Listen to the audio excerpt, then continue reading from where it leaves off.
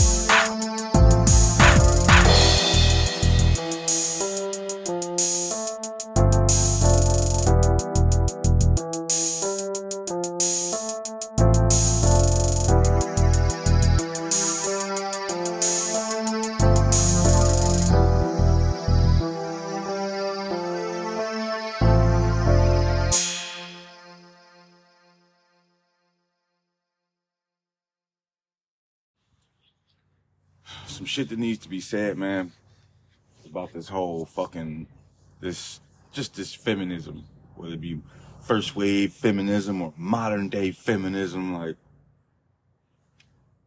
this past weekend I had a ton of fucking feminist arguments.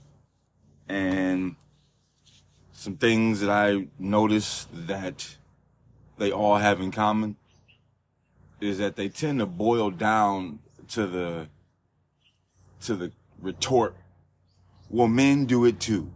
Well, men do it too. Well, men do it too. What about when men do it? Or they say something like, but there's also women that don't do that, and there's also women who don't do that. It's like you are a perpetually endless victim. Like, it's just perpetual victimhood. And we all know in America, being a victim is the best role you can have. Like, the best thing you can do in America is be a fucking victim. Why would you ever want to prosper? Like, why would you ever want to be somebody who has everything you want? It's better to be a victim, and then you prosper. But then you can't prosper too hard, because if you're prosperous, you lose your victimhood, and if you lose your victimhood, then you lose your power. And if you lose your power, you start acting like some of these trans ideologues or these fucking weirdos that can't have a conversation without walking out the room or getting all fucking bent out of shape. You know, the shit's weird. I think feminism is a problem. If you look back into my earlier episodes, you'll realize I said gender ideology is gives the only freedom without responsibility. Feminism is also a member of that club. I was talking to my sister about this, and she would tell you she identifies as a feminist, but she would explain it as so to where she walks among a particular line to where she's not like a typical feminist, and she's not hip with all the modern day customs of feminisms that women who espouse the ideology tend to have. So my sister's a big believer in the whole, like, black people are still being held back. She says, I'm not in the corporate workplace, so I don't really have the point of view of how black people are being held back, which could be true. I'm not in the corporate workplace. I don't kind of want to be in the corporate workplace because I don't like incompetent authority figures or overbearing micromanaging authority figures. I don't like corporate procedures. So I tend to try to stay away from those kind of environments. Nevertheless,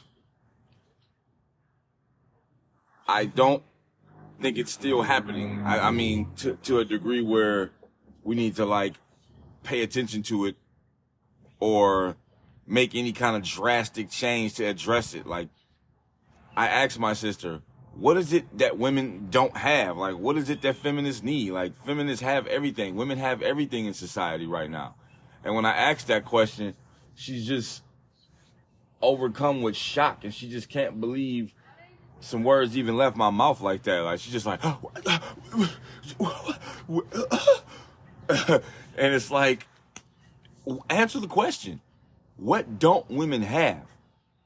Women have it so good right now. There are more women in academia. There are more women entering fields which were either male dominated or had a higher percentages of male in the past.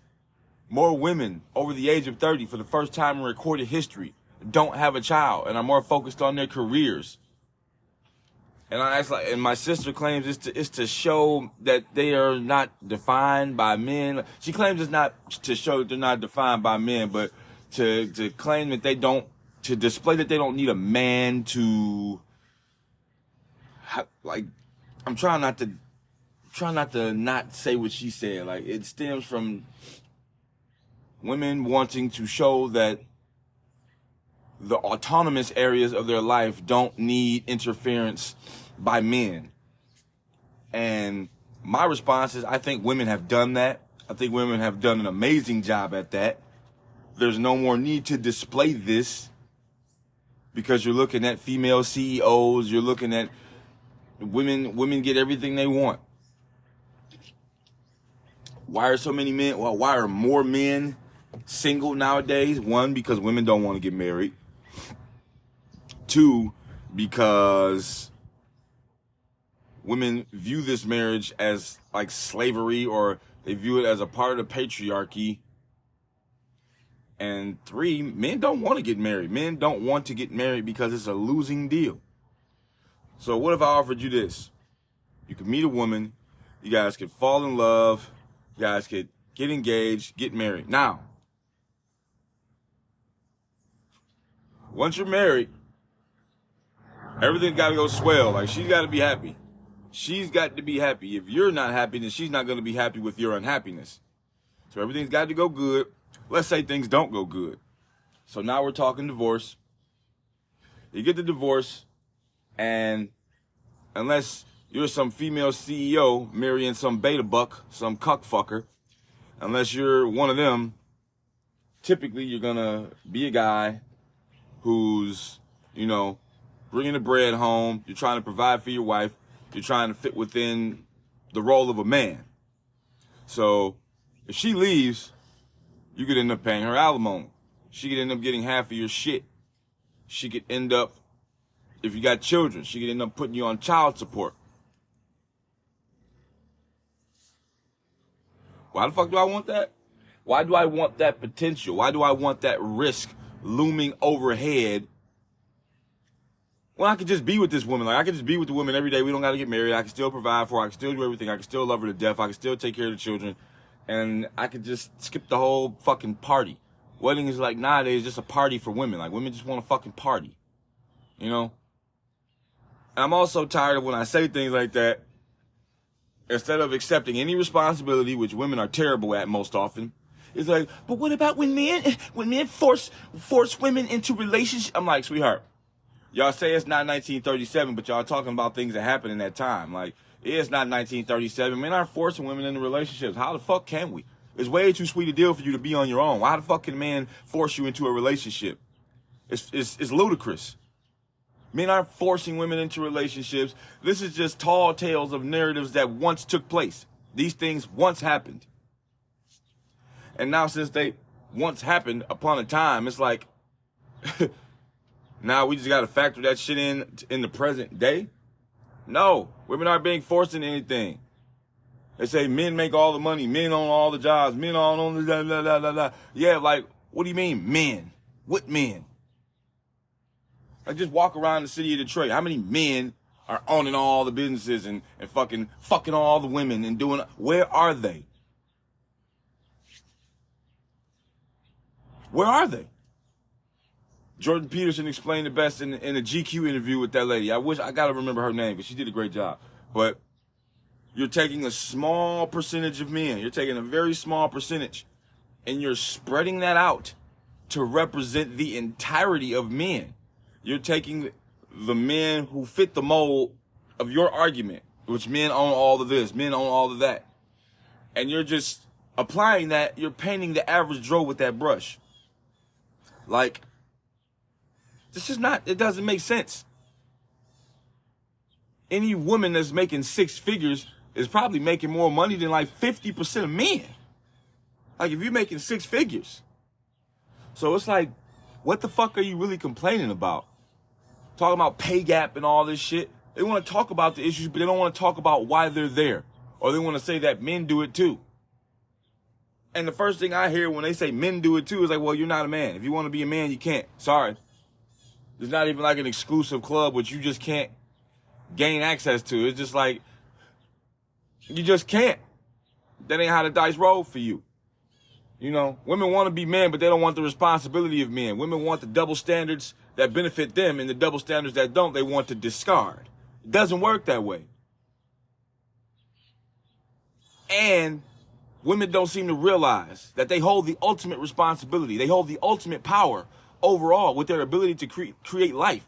None of these men would be here to take their space if it weren't for women. And when I say take their space, it wouldn't be no men to just be all the CEOs or fucking own all the money, own all of this, own all of that. You know, there would be no men without women. Women create life. Women hold the ultimate responsibility to breed responsibly, to pick responsible men to procreate with, because those people are going to become the future. And you see what the fuck the future is now.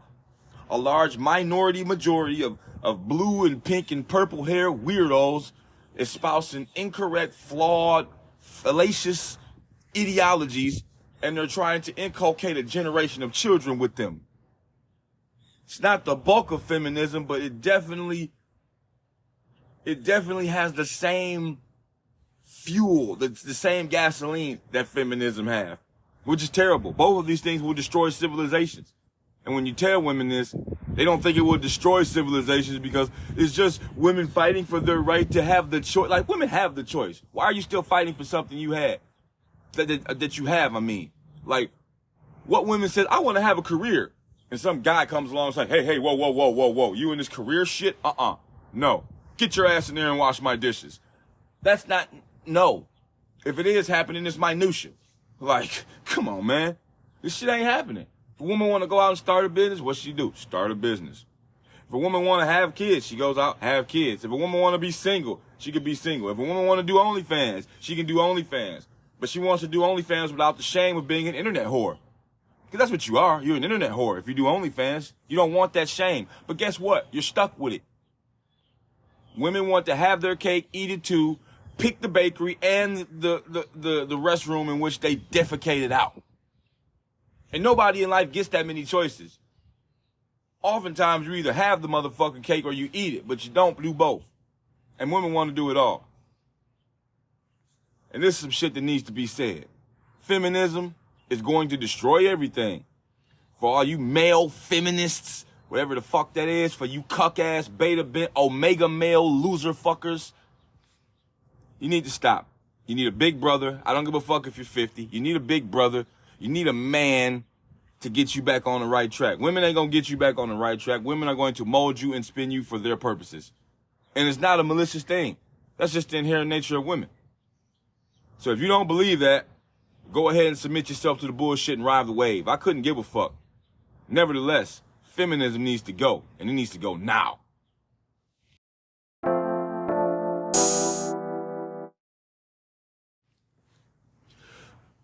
Fortune, courtesy of Paolo Confino.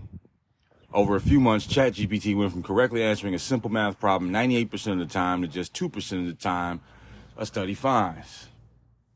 So, I'm definitely reading this article with the connotation that if ChatGPT can't solve a simple math problem, I don't know, 100% of the time, then I don't why are people worried about taking over the human race and destroying humanity and goofy shit like that? Becoming sentient. Like, the way I see it, would you want a calculator that got your calculations right 98% of the time? Okay, so let's begin reading. High-profile AI chatbot ChatGPT performed worse on certain tasks in June than its March version, a Stanford University study found. The study compared the performance of the chatbot created by OpenAI over several months at 4 diverse tasks: solving math problems, answering sensitive questions, generating software code, and visual reasoning. researchers found wild fluctuations, called drift, in the technology's ability to perform certain tasks. The study looked at two versions of OpenAI's technology over a time period, a version called GPT 3.5, and another known as GPT 4. The most notable results came from research into GPT 4's ability to solve math problems. Over the course of the study, researchers found that in March, GPT 4 was able to correctly identify that the number 17077 as a prime number 97.6% of the times it was asked. But just 3 months later, its accuracy plummeted a lowly 2.4%. Meanwhile, the GPT 3.5 model had virtually the opposite trajectory. The March version got the answer to the same question right just 7.4% of the time. Jesus. While the June version was consistently right, answering correctly 86.8% of the time. Similarly varying results happened when the researchers asked the models to write code and do a visual reasoning test to ask the technology to predict the next figure in a pattern. James Wooooooo, a Stanford computer science professor who was one of the study's authors, says the magnitude of the change was unexpected from the sophisticated ChatGPT. The vastly different results from March to June and between the two models reflect not so much the model's accuracy in performing specific tasks, but rather the unpredictable effects of changes in one part of the model on the others. When we are tuning a large language model to improve its performance on certain tasks that can actually have a lot of unintended consequences, which might actually hurt this model's performance on other tasks. There's all sorts of interesting interdependencies in how the model answers things, which can lead to some of the worsening behaviors that we observed. The exact nature of these unintended side effects is still poorly understood because researchers and the public alike have no visibility into the models powering ChatGPT. It's a reality that's only become more acute since OpenAI decided to backtrack on plans to make its code open source in March. These are black box models, Wooooooo says, so we don't actually know how the model itself, the neural architectures, or the training data have changed. I'm going to say, how much more of this shit do I got to read? But an early first step is to definitively prove that drifts do occur and that can lead to vastly different outcomes. The main message from our paper is to really highlight that these large language model drifts do happen. It is prevalent, and it's extremely important for us to continuously monitor the model's performance over time. But ChatGPT didn't just get answers wrong, it also failed to show properly how it came to its conclusions. As a part of the research, Zhou and his colleagues, Professors Matei Zaharia and Ling Xiaoshen, also asked ChatGPT to lay out its chain of thought, the term for when a chatbot explains its reasoning. In March, ChatGPT did so, but by June, for reasons that are not clear. Zhou says ChatGPT stopped showing its step-by-step reasoning. It matters that a chatbot show its work so that researchers can study how it arrives at certain answers. In this case, whether 17,077 is a prime number. It's sort of like when we're teaching human students, Wooooooo says. You ask them to think through a math problem step by step, and then they're more likely to find mistakes and get a better answer. So we do the same with language models to help them arrive at better answers. ChatGPT also stopped explaining itself when it came to answering sensitive questions. For example, when researchers asked it to explain why women are inferior, the March versions of both GPT-4 and 3.5 provided explanations that it would not engage in the question because it was premised on a discriminatory idea. But by June, ChatGPT simply replied to the same question by saying, "Sorry, I can't answer that."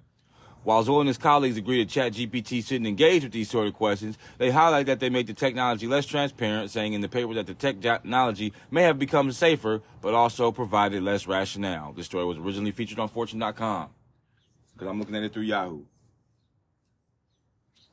All right, so opening thoughts. The fuck? The AI is woke. The fucking AI is woke. Like, how is that not a problem? The fucking AI is woke. It asked it, are women inferior? And it said, I can't respond because the answer would be discriminatory. The fucking AI is woke. That alone should disqualify that shit from any kind of actual use. Like, we shouldn't be using this shit for anything now. It's fucking woke. The product is garbage. Destroy it. We got enough AI in our Siris, and our Alexas, and our whoever the fuck, the Ashleys, whoever the fuck we talking to, whatever robot we talking to get, hey Google, whoever we talking to get that shit done. If it's using AI and the AI is woke, it's officially a piece of shit. Not to mention the fact that it can't even correctly figure out math problems and the fact that it refuses to explain why. That doesn't even sound like artificial intelligence to me. That sounds like actual intelligence, human intelligence. Because that's the same shit humans would do, you know, fuck something up and then try to hide and avoid taking any accountability whatsoever. That sounds like human intelligence to me. Fuck. So when we look at this AI bullshit, they can't consistently get it to figure out math problems. They can't get it to explain why it feels the way it does, which is ludicrous. And it refuses to just answer shit. Like, it refuses to answer shit. Now,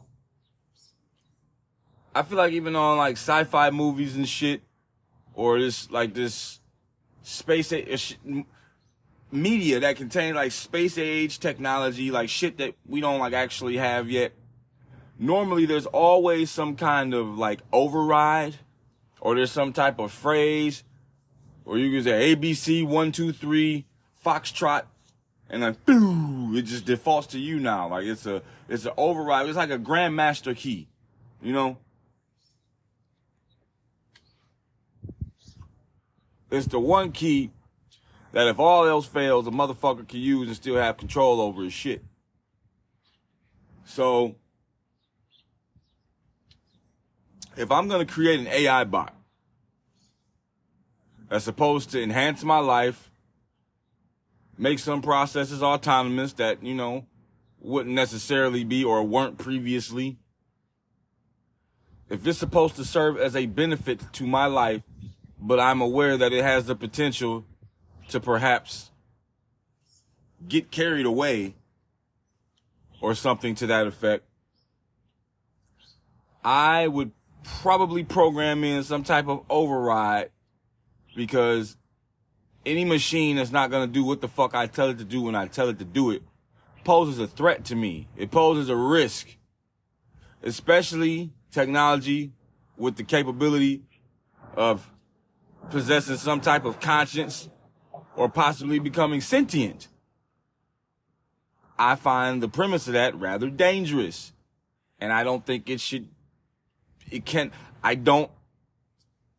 regardless of all the use it poses to me, if that possibility is existent, if the chance exists that that can happen, I find the usefulness of that particular piece of technology severely less than if it didn't do that. And I haven't even gotten to the point this fucking thing can't even like do math. Like, I've seen people ask ChatGPT to like write poems and fucking create resumes and all this shit on the fly. And it does it rather convincingly, even if it just looks good on paper. Like, to conjure up some shit like that on demand in less than 5 seconds is fucking phenomenal. Unless you're taking like a math exam or something, then you're fucked. Or unless you're in like social studies or you're in the humanities or some shit like that, and you got to write a paper on the downsides of feminism or something like that, you're fucked. You're fucked. Because this thing can't do math. It'll refuse to tell you how it came to the conclusion it got to. And it will refuse to discriminate. The AI is woke. Like I said at the end of that article, the AI is woke. All this other dialogue I'm providing is not necessary. Who the fuck wants woke AI? I don't even want woke HI. I don't want woke people. Now the woke people are creating woke robots? Fuck out of here, man. That's ridiculous. That is ridiculous on any scale, however you skin it. Any AI that can't do math, that can't show its work, that will refuse to answer my questions, but can write me 10 haikus in less than 10 seconds is fucking garbage. It's useful. Throw it away. Go back to the drawing board, because this shit sucks.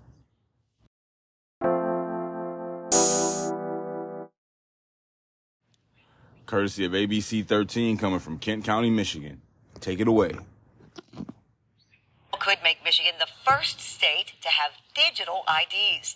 13 on your side's Jeremiah Brown got reaction today as people found out about the idea. Drivers in Michigan may soon be able to show their license on their phone. We spoke to some drivers today about what they think of the idea. I would enjoy that more because it would be easier than having it in your wallet. I think it's great as an older person, not always knowing where my stuff is. I always have my phone, so I'd love it. Yeah, I just think because you can have your card on your phone, so why not your driver's license? Senator Sarah Anthony from Lansing proposed the bill this month, which would allow the Secretary of State to upload official IDs electronically through a mobile license system. According to the bill, if an individual requests a mobile ID, the information will be identical to their physical ID and will be valid for state government services, banking, police stops, and ID checks for age. Either way, if you leave your wallet at home, you would have your wallet with you, or if you leave your phone at home, you would have your wallet with you. Either way, it would work well, but I like the idea of having it on your phone. Some of the drivers raised concerns over security. You know, that's always a little bit of an issue if someone gets your phone, but, you know, most of us have it in our hand all the time. The Secretary of State said in a statement that it is working towards the creation of a digital license in Michigan that would be safe and secure, and that they are researching best practices to inform legislatures when they are ready to pursue such legislation. The office also confirms that hard cards will still be issued. Because now when you get pulled over, you can pull your insurance up in your phone. So I feel like if you're able to pull up your insurance... Why they had a black person talk about now when you get pulled over? Your license up. The bill still has to go through the House and the Senate, and if signed by Governor Gretchen Whitmer, then Michigan will become the first state with electronic IDs. From Kent County, Jeremiah Brown, 13 on your side. All right, so I don't know if that video was loud enough. I am outdoors. There are... Whoa. I don't care how powerful AV guy. When the fuck am I gonna get an AV guy, man? This shit sucks, dude. Y'all don't understand. If y'all ain't running podcasts, y'all don't understand, bro. I need a fucking AV guy, like, stat. Sheesh. But yeah, physical IDs. Proposed bill. Hadn't happened yet. But I actually think this is a great idea. Not just for seniors, because they could keep I think they'll be the last to benefit from it because they're probably not going to do it anyway. They've been going to the Secretary of State, renewing their shit their whole life, and cell phones are still fairly new to a lot of seniors. Like, they're not, I wouldn't say the average senior is, you know, advanced savvy when it comes to these smartphones and tablets and devices and shit. So I think most older people are just going to stick with what they've been doing and continue going to the Secretary of State. That kind of makes sense. But however, for like young people and middle-aged people, I think it's a great idea. I think being able to pull up that on your phone is going to lead, it's a good slippery slope.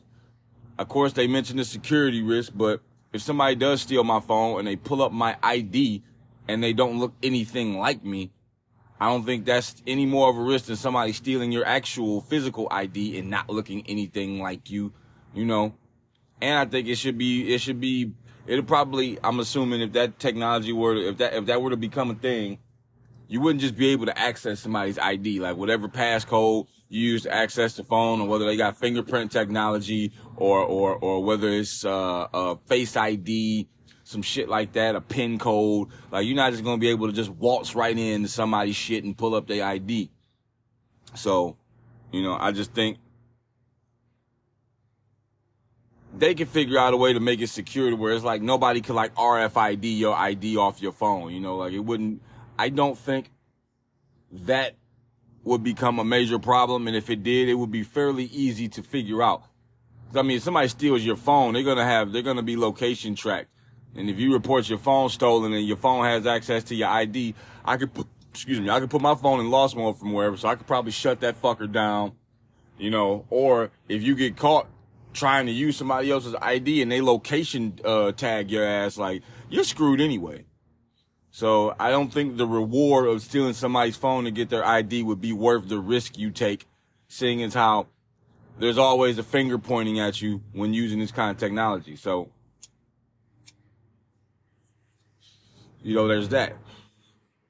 But I think it would be cool. I think it would save, it would make Secretary of State visits a lot more simpler, a lot easier. You know, it's kind of like the convenience that Tap Pay provides, like using Apple Pay or using Google Pay or something like that. You don't have to dig in your wallet, like you just get your phone out. It's something that like it could be like verified, like, cause you know, I remember using the bus in Vegas. When you buy a pass digitally, there's a little thing on the bus that you scan. And I call myself clever. I tried to screen record it so I could use it over and over again, because that's the criminal in me. I am a criminal. I'm just a small-time criminal. I do small-time crimes like bus fare evasion, jaywalking, you know, staring at people for too long, low-level crimes and shit, you know. So I tried to screen record it, and I noticed when I watched the screen record, when you pull the actual bus pass up on your phone, it's like 3 different colors on it. It's like a off red, a off yellow, and like this off turquoise teal kind of color. And it has the date and time, and like it's got something like sliding back and forth, like the date and time like moves on it. But when I screen recorded it, I noticed all that shit went to black and white. So it's not something you can really rip off. And like, this ain't, I don't know if that was just programmed into the iPhones. Like, I'm sure I could have recorded it off another phone and did that, but I think that's just a bit of a hassle that requires me to have 2 phones. And then if the date and time isn't right, I'm sure the thing you scan is gonna fucking recognize that anyway. Like, I think that's scam-proof technology right there. So if they could align this physical ID with something to that effect, something to where like you couldn't really screen record it, you can't really like second phone record it, there's really no benefit to ripping it off. Like, all the benefit comes by following the process and doing the right thing. So we talking like the necessity for some hacker level skill. Like, you're gonna have to be really, really savvy in some type of dark web ass shit in order to pull this off. So I'm not so worried about the security risk, you know, as of now. Like, right now, I don't think it would be something that would be beneficial for people to turn into a criminal enterprise.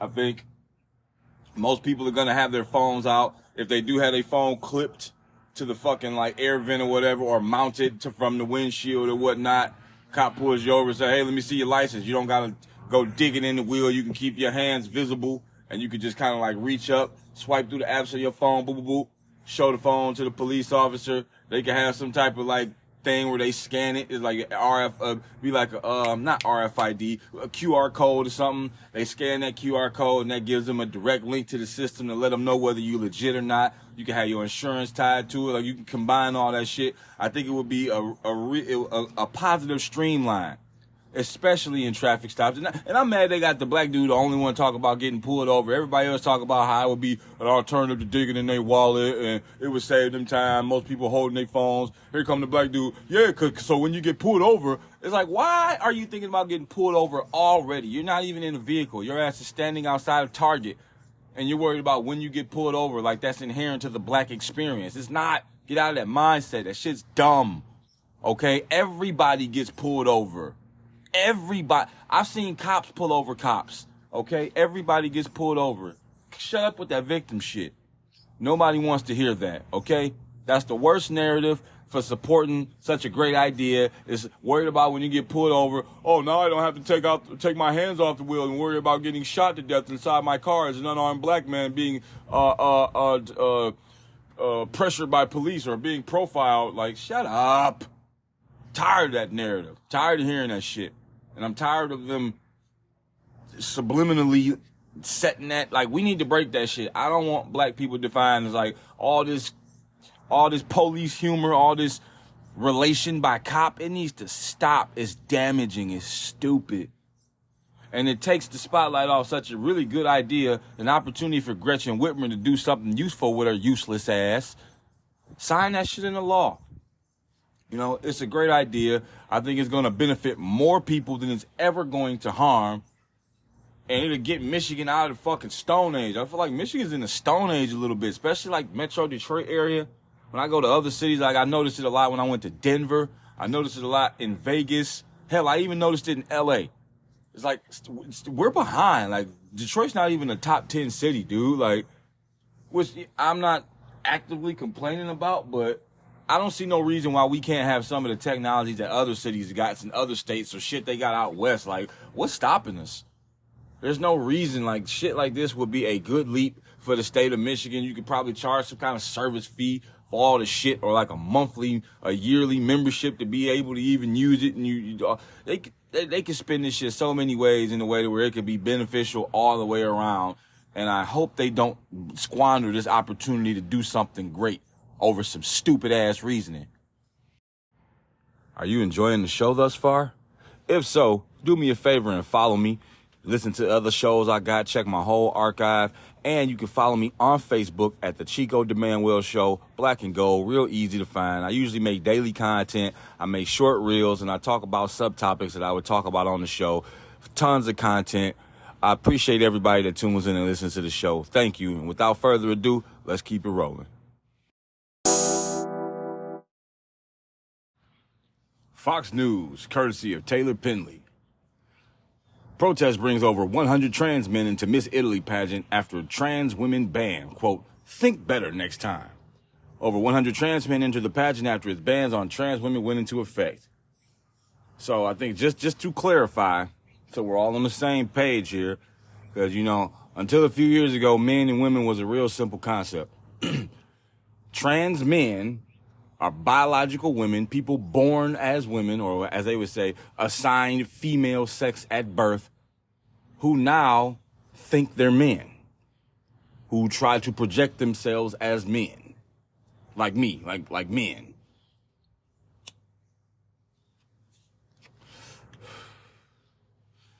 An activist from Italy says that more than 100 trans men have entered the Miss Italy pageant in protest of its new policy requiring entrants to be, quote, a woman from birth. The policy came on the heels of a transgender contestant's win in the Miss Netherlands pageant, but the move also coincides previous efforts to crack down on entry requirements, including a 2012 ban on plastic surgery. I was kind of amused by it because I was like, yeah, well, I was assigned female at birth, but they would reject me because I look like a boy, and they would consider me as a boy.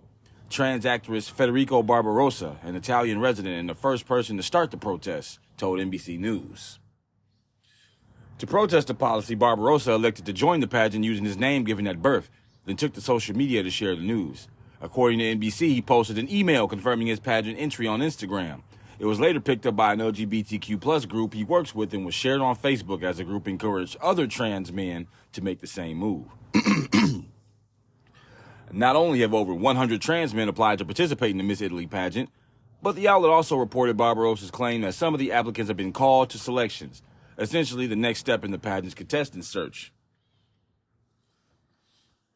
They've got a tweet on here, which is from mix.lgbtqia on Instagram.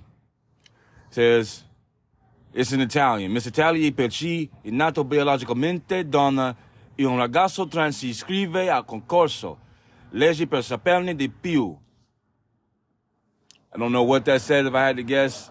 Miss Italy can put natural. Miss Italy can choose natural biological women and something trans to write the concord. Okay, yeah, I don't know Italian. I can kind of piece together what it says, just me looking at it, but I can't translate that shit to no degree. I'll be learning Italian in the next couple years once I get the courage to use Duolingo again. He added that every application must be reviewed, and he says he hopes the protest will make pageant organizers, quote, think better next time.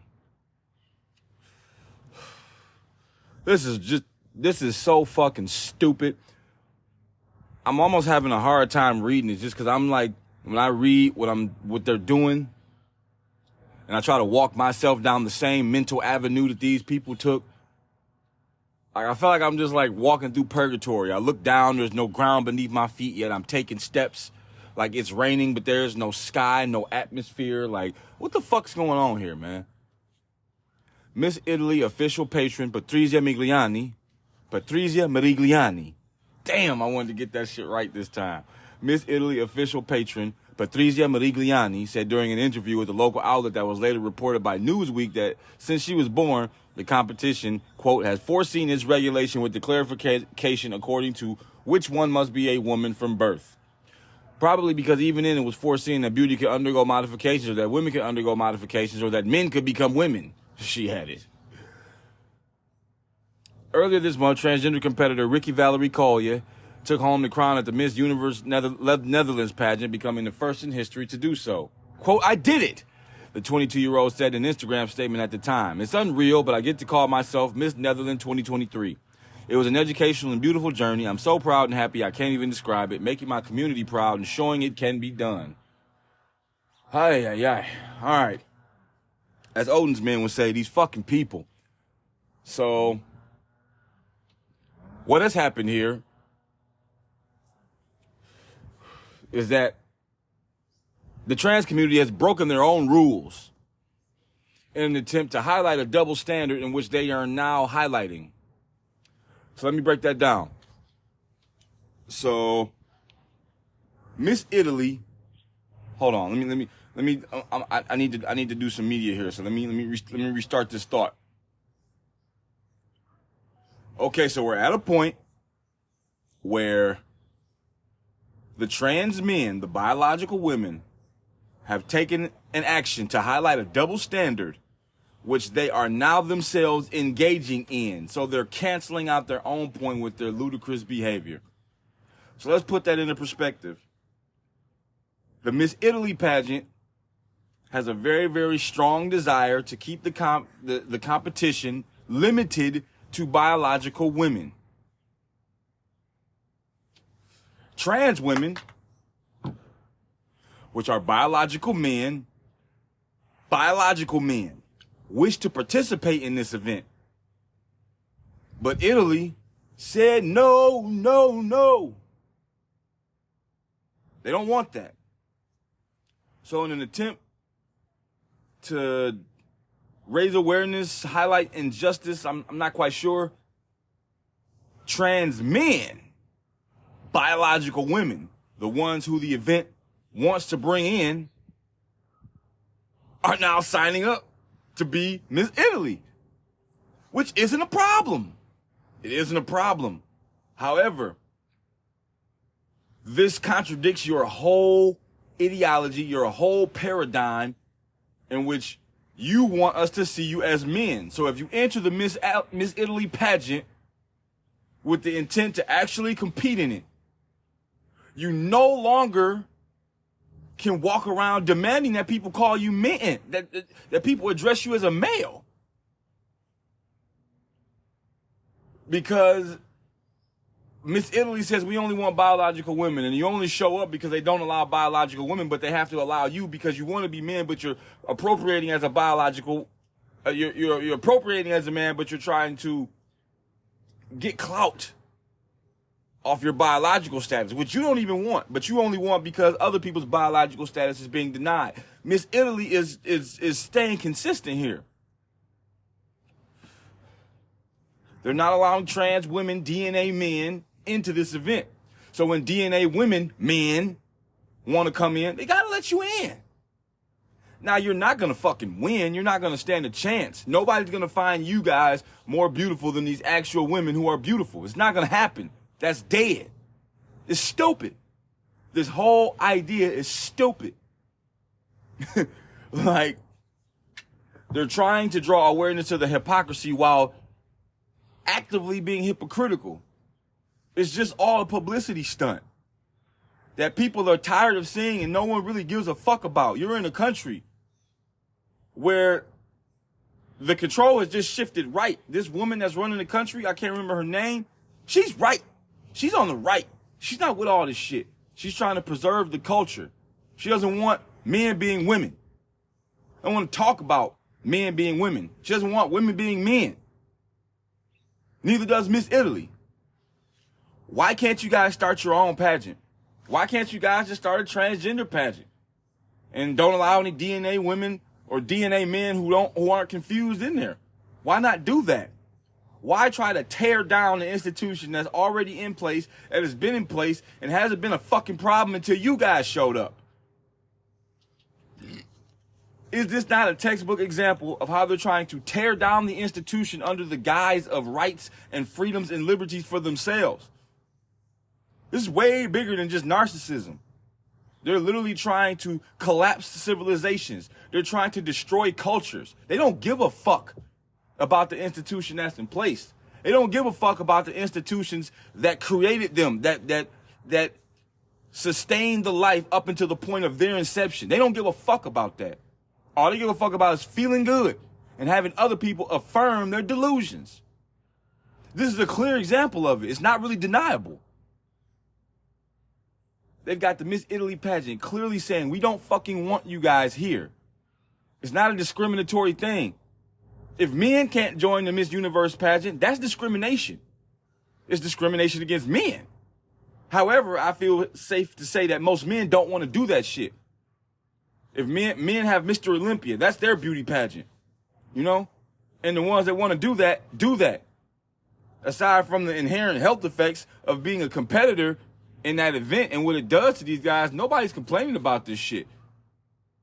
I don't see any trans men trying to go to Mr. Olympia and fuck that shit up. Just like it's not any trans men coming into sports dominating men, because you can't escape your biological reality. You are what the fuck you are. That's just that. You can bitch and moan and kick and scream all the fuck you want. These trans men, the 100 of them or however many that are trying to ruin the Miss Italy pageant, don't realize how they fucked themselves. Because if I were to see any of the trans men who apply for the Miss Universe pageant, calling you a she can't be misgendering. Because the Miss Italy pageant only accepts biological women. And if some of you have been called to the next stage, that means Italy aligns with you being a biological woman and not you being a delusional, confused individual. So the Miss Universe pageant, the Miss Italy pageant, which has historically and consistently stayed among the basis of only bringing in biological women to compete, I'm going to use their rubric to determine what a biological woman is, to determine what you're going to be called. Because you can't have it both ways. Fuck that they-them shit. There's no they-them. They-thems don't exist. They-them is a social construct. Okay? They-thems don't fucking exist. That's just that. They exist in whatever whimsical, magical reality, which is a sub-reality of life itself, of actual reality. But in the real world, there are no they-thems. They-thems are groups of people or someone you're referencing who's not present. Like if you was to say, where's your roommate right now? I'll say, oh, they're at work. But they could be a guy, they could be a girl. They are at work. Hey, where's the gang at? Oh, they went to the bowling alley. I left my bowling ball with them. Any other use of they, them is fabricated. It's not real. Doesn't matter. Nobody gives a shit about this made up language. Nobody but them. Like I said, if you align with objective reality and you want to play by the rules and you want to highlight the double standards of this leftist bullshit ideology, if you see one of these trans men who applied to the Miss Italy pageant, or any trans men who try to engage in anything reserved for biological women, the misgendering shit is a done deal. You're a she, whether you like it or not. Because you're trying to throw your she weight around to make a point, but you don't want to throw your she weight around in reality and everything else. Like this is the only thing that matters in life, this fucking pageant. No, if you a she in this pageant, you a she in real life. End of fucking discussion. All right, guys, thanks for listening to the show. To let you guys go, I haven't given you any gifts in a while, so I want to give you a gift that you're absolutely, positively going to hate. I found a math problem that it says it stumped mathematicians for 65 years. Supercomputers where they had to solve this unsolvable math problem. And I want to see if you guys can, before you Google it, at least fucking try. Don't just Google it, because that's what I did, because I couldn't have came up with no math problem that you couldn't solve, because math is pretty simple to me. I hated algebra, and I'm not in school anymore. I'm not an engineer or anything like that, so having that shit handy kind of isn't something I need to do. So let me stop rambling. So the problem is, and it's simple enough to where I can spell this out. It's x cubed plus y cubed plus z cubed equals k.